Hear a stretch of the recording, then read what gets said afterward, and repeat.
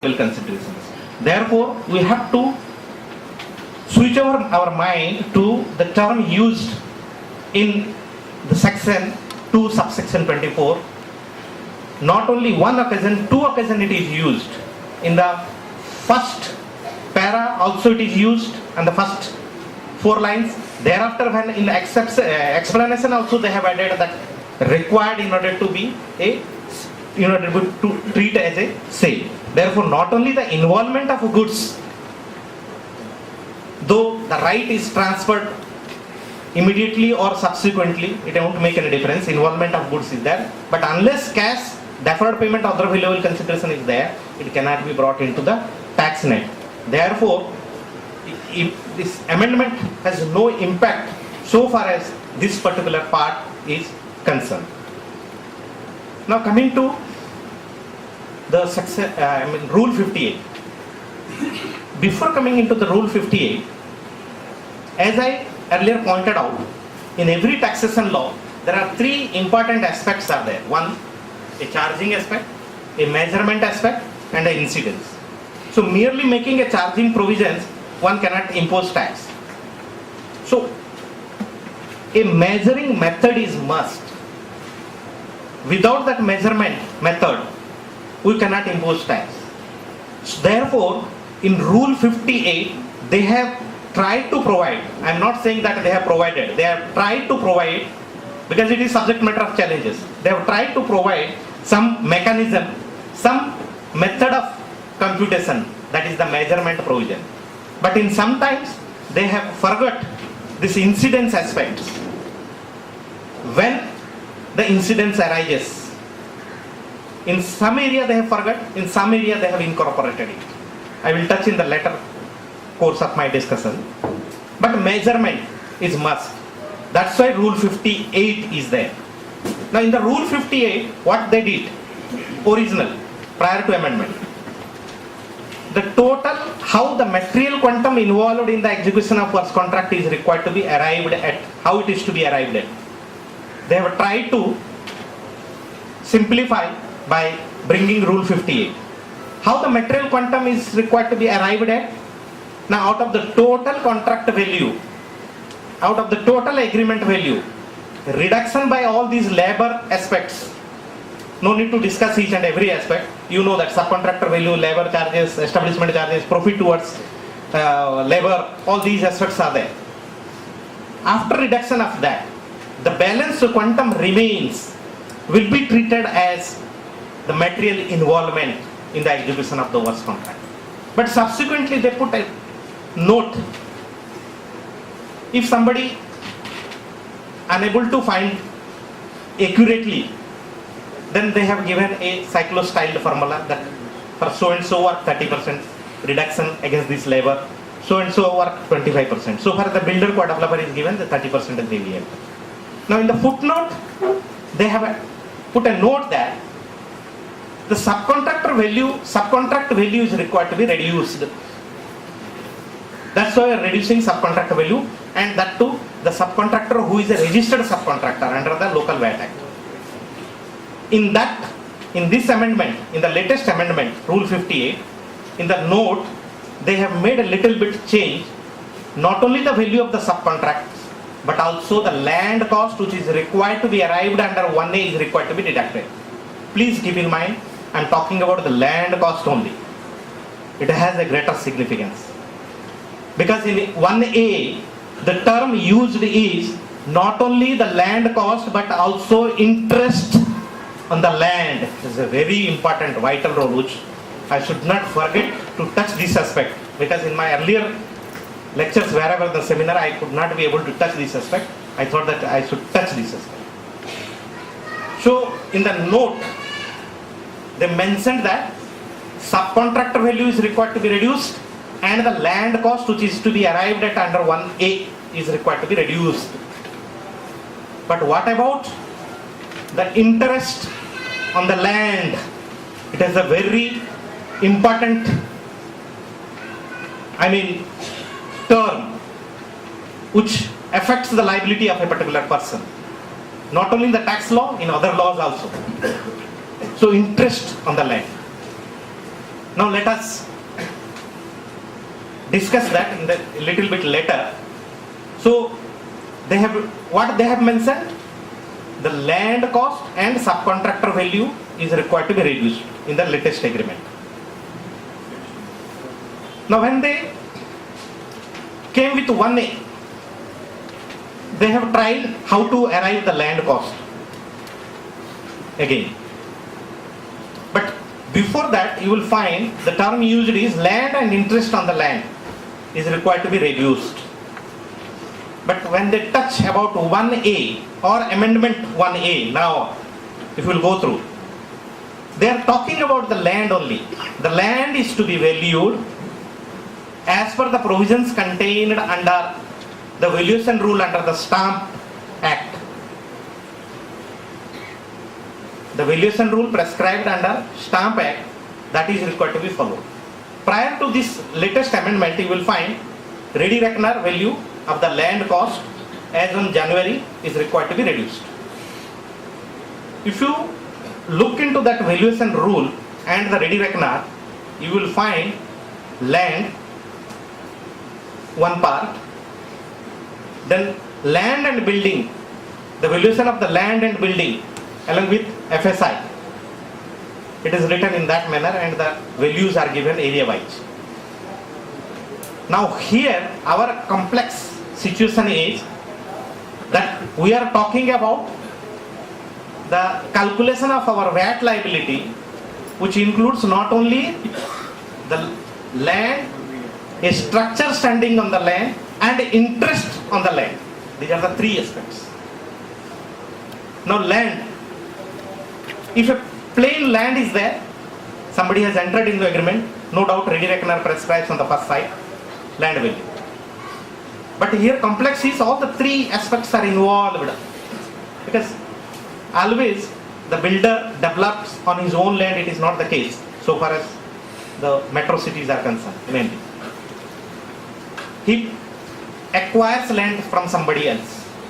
So that land maybe includes that simply land with structure, he procures, he purchases, and interest over that land also may be there. Now if you see Rule 58 1A or 1B, which they first time introduced, which we can challenge, that I am going to challenge that also, 1B. But now they have brought not only 1A but 1B also. If you see all these three, 58, 1A, proviso, as well as 1B, if you minutely read, land and interest on the land is required to be deducted, that is no doubt about it. They have mentioned. But the method prescribed or a reference legislation made to the Stamp Act is only in respect of land only, not interest on the land. So when the basic aspects for calculation says that we have to reduce not only the land cost but also the interest on the land. So several queries are coming to me as well as different FAQs I have gone through. There I saw that TDR whether it will form part of land cost or not, FSI whether form part of land cost or not, all these queries are coming. No doubt that provision itself says that interest on the land. So this TDR, FSI, what is that? It is an interest over that particular land. Therefore, we have every right to deduct it. But in the amended provision, they have not prescribed any method so far as the calculation of this interest over the land is concerned. Here the importance, the significance is interest over the land. Therefore, while computing our liability, we have to see, we should not refer to any other legislation, because our VAT legislation, Rule 58, 1A, 1B proviso, they have not referred to any other law. So we should not go into. We have to go by our records. Whatever the charges, cost incurred by us should be reduced so far as the interest on the land is concerned. So far as the land is concerned, there is a reference legislation to other act. Valuation officer, actual method, I am coming in the latter part, but I am now on the point that interest over the land. So when we talk about the TDR, government valuation of TDR may be some X amount, and your pocket, you have spent it, that X plus something. Your books of account says X plus something. You have every right to reduce. They have not made any reference to any other legislation so far as this interest over the land is concerned. Everywhere they are writing that in order to arrive at the land value, a reference is to be made to other legislation like stamp valuation or valuation, property valuation so far as the rule is concerned under the Stamp Act, under section 32A. Now, not only that aspect, it has a greater significance. If देखिए आप अगर घर purchase करते हैं, if you are buying a flat, the flat buyer not only sometimes interests on the flat but also the fixtures within it. आपका जो seller है वो बोल रहा है मैं तो अब भी नया फर्नीचर बनाया है, इतना 15 लाख 20 लाख 50 लाख खर्चा किया है, so I am expecting that cost, reimbursement of that cost also. So why it should not be treated as interest over the land? If you talk about the builder, how it is to be applied?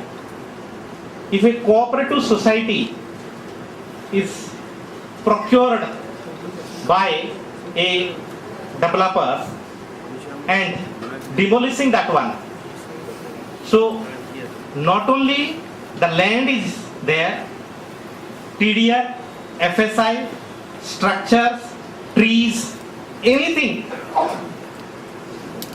Now, anything means what? Here, interest over the land, you will find, I will give an article in this month only, on this topic only. Interest on the land you will find under the Easement Act. Easement Act, this says that if you want to acquire a particular property, if that landlord is interested on the rents receivable also, that will be, suppose a rented premises is there, the landlord is receiving rents, so much of rents. Now the question arises, by allotting that particular flat, he is getting the rent. Whether that rent can be treated interest over the land or not, that was the question came up before Honorable Supreme Court. If a person buys a fishery, beautiful example of from the Privy Council is also there. A person buyed taken on lease basis a particular pond.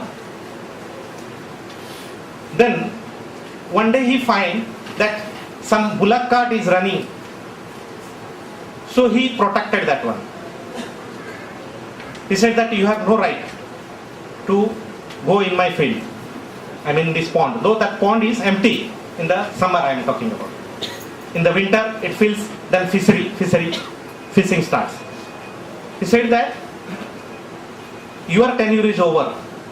He said that no, in the next year also I am buying. Since last 10 years I am taking on lease all this pond, and the seeds which creates the fishery, the seeds, क्या बोलते हैं उसको, जो मच्छी देते हैं ना fish, seeds. So that seeds which are there on that particular pond, though it is now know what is there, but it will destroy. Therefore, I am having an interest over that land. Supreme Court has approved his view. So this term interest on the land is a vital important so far as a builder or developer is concerned. एक बार ऐसा हुआ, वो एक जमीन ले लिया, बाद में पता चला, फिल्म में भी देखते हैं, उसका नीचे गोल्ड माइन निकला. So what is that? You have bought land. Interest on the land also buy. A mango trees are there. So mango trees, उसमें not only I am interested on that land but also the fruits which I will get from the mango tree or coconut tree. So interest on the land. So it is a very wide meaning interest on the land. Wherever, why I am telling all these things, my chartered accountant friends will understand this aspect. How to prepare. calculate, bifurcate it. They have said that land cost, ठीक है भाई, जो government की value है land cost. But what about the interest on the land? They have not referred this aspect to any other legislation. So the liberty is on us, and it is a very wide meaning, interest on the land. Therefore, what I want to point out here is, not only the land cost is required to be reduced, but the interest over the land is also required deductions under 58(1)(a). Now, coming to the cost of the land. See, we are on the regular method. Now we are talking about the regular method, Rule 58. When we talk about the Rule 58, that is the regular method, that is how the value of the goods is required to be arrived at. How the value of the goods which is involved in that execution is to be determined. For that purpose, they have given this formula.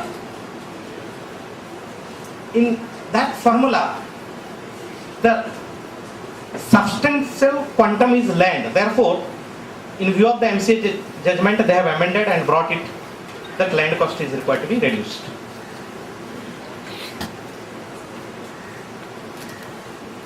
Now, you may have incurred X amount towards that land.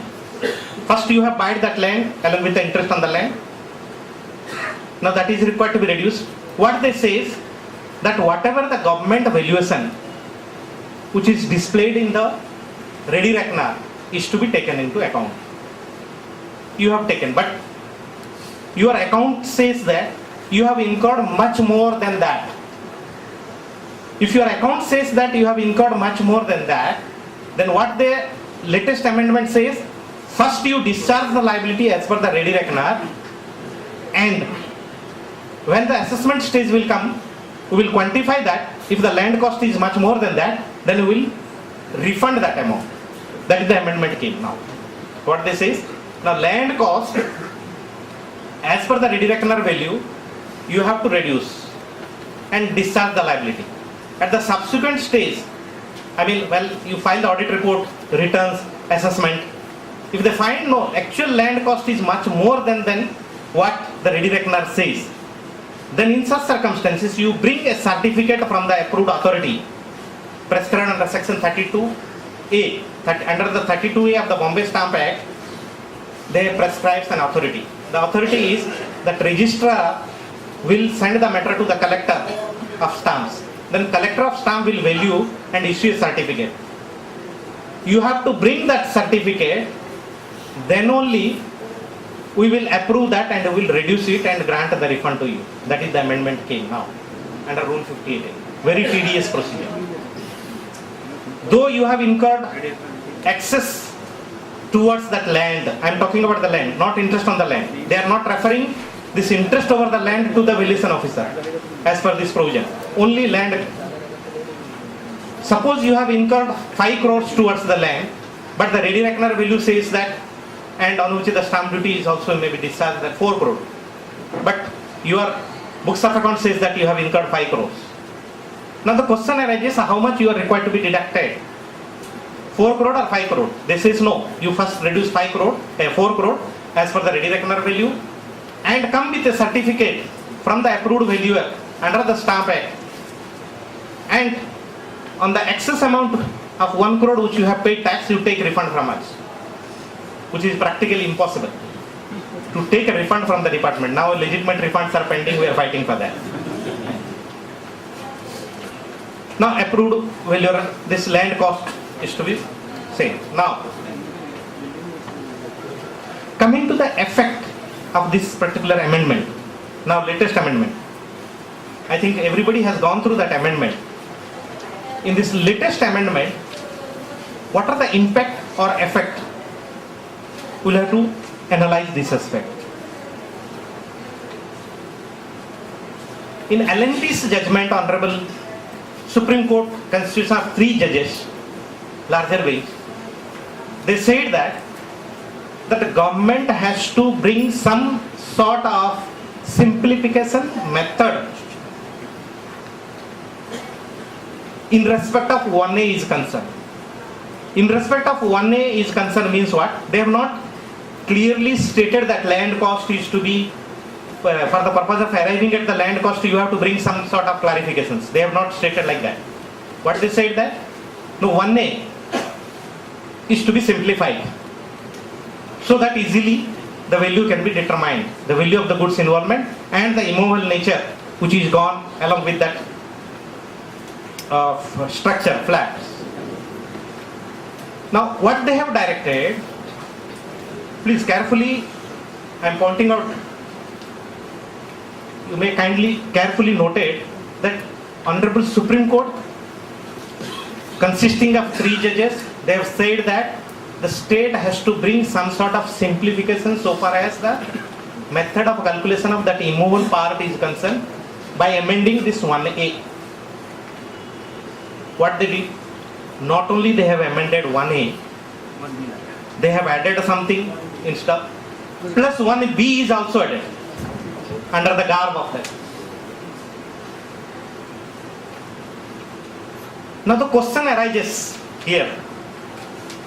Legally, though notification is there, the authority will not go beyond that unless it is struck down by any competent court, like a High Court or Supreme Court. We have to follow it. So, whether any challenge area is there or not, that is my question. Answer is certainly yes. See, there are 2 aspects are there, no doubt. Under section 83, section 83 says that rule can be made with retrospective effect. No doubt about it. Rule is, what is rule? Rule is a procedural part specifying the method, mode of computation and presentation and recovery, all these things. That is the secondary legislation rule. Now the question arises, while making a retrospective amendment of that particular rule, whether any charging provision can be brought into that rule. That is the question. Here, to modify that 1A, they have brought some provisions which affects the charging provision, a levy provision, which is the essential law making power, which behaves with the essential law making power. That is under the Act.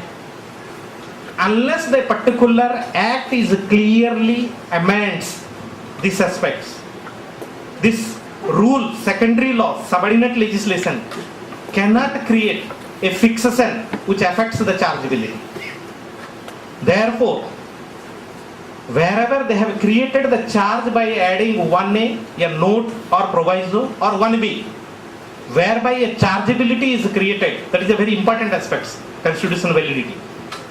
So we can very well challenge this aspect. I think keeping in mind this aspect only, on the last 3 days back, Honorable Supreme Court Division Bench in MCHI, and they have stated that you have every right to challenge this notification which is brought on 29th.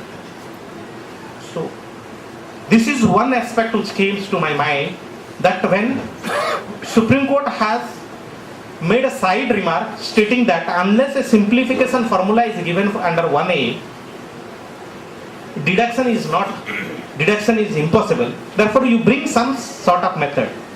Under the garb of that, they have amended lot of things.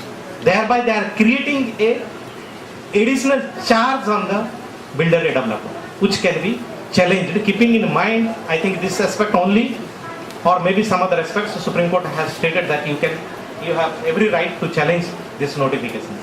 So we have every right to challenge this particular notifications. Now the question comes, to overcome this, to overcome the Supreme Court's judgment in L&T, whether the amendment is permissible, that question is also comes to my mind.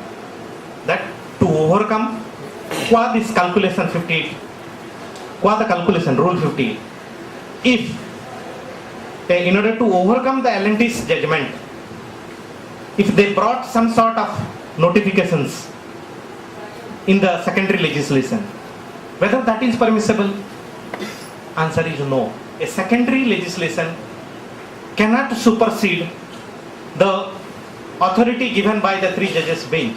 In the primary legislation, that is in the Act, it is permissible. But in the secondary legislation, it is very difficult to overcome out of the judgments of the Honorable Supreme Court. In that context also, we can challenge this rule 58 1B or the proviso added to 1A can be challenged. In this respect, I have already given to you a very unique judgment of Honorable Supreme Court, Hukum Chan's judgment, that is a famous judgment in this context about the chargeability if it is created. Hukum Chan's judgment is there. On that basis, we can challenge these aspects. So far as the calculation, though it is a calculation part is concerned. Now coming to once again switching over to the quantification assessment part. The date of the agreement, as I pointed out. What is the date of the agreement? It is a crucial question. Builder entered a contract with the flat buyer, say for example on 1st July. But on account of certain reasons,